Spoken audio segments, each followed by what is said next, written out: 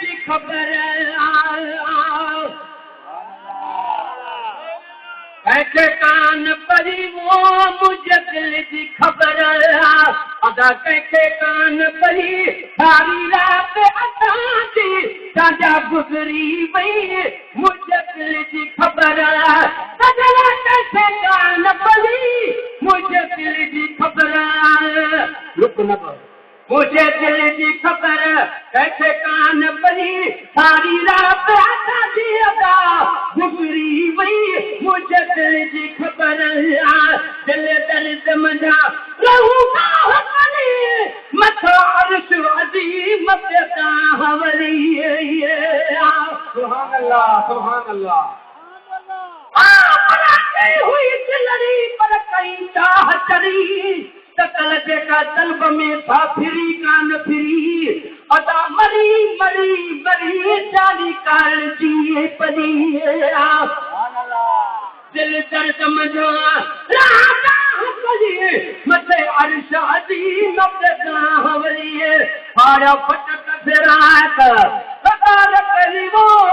हारा फटक फिराक हटार करी तेरो हाल बुझाना कह के चली मुझे दिल की खबर कैसे कान पड़ी मुझे दिल की खबर कैसे कान पड़ी सारी रात आजादी रू दे गई मुझे दिल की खबर अरे तकबीर अरे रिसालत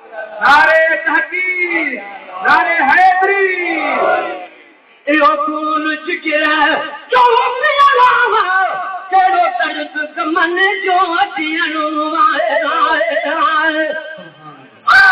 दर्द कनो पुर दर्द पियो दे साडे रूनू दे विच दर्द बिरू दे दर्द तू क्या जानल चल दे दर्द मुहब्बत होश मिले जड़े रख दे दिल विच दर्द हर दर्द कनो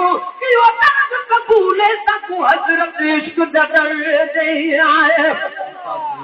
यो खून जिगर जो ऐतियनोवा केरो दर्द कमल जो अचियनोवा के दुख जो डोरा पुन दियनोवा के दुख जो डोरा पुन अदा दियनोवा अजारो जबल जी यार कजी रली मुझे दिल जी खबर सजन कैसे कान पड़ी मुझे दिल की खबर कैसे कान पड़ी सारी रात आती दे वही मुझे दिल की खबर सुभान अल्लाह तेरे इश्क यारा तेरी मच में माझी मर्द मचे आए नारे तकबीर नारे रिसालत नारे तहकीक नारे हैदरी नारे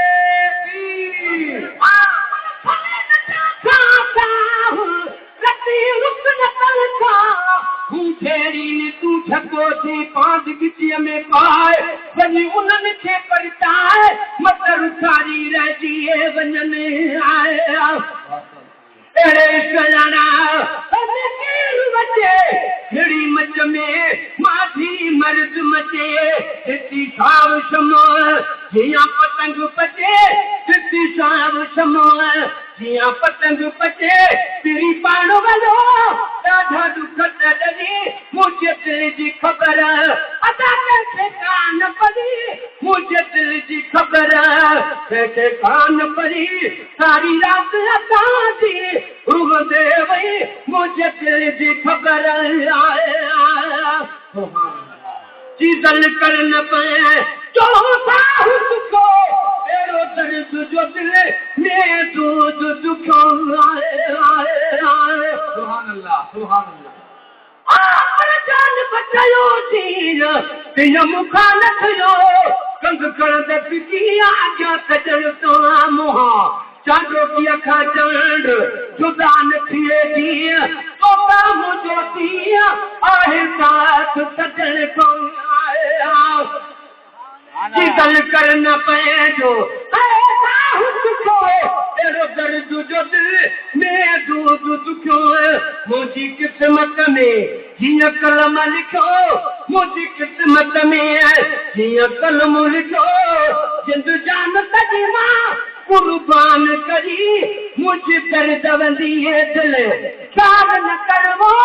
मुझ दर्द वंदिए दिल साल न कर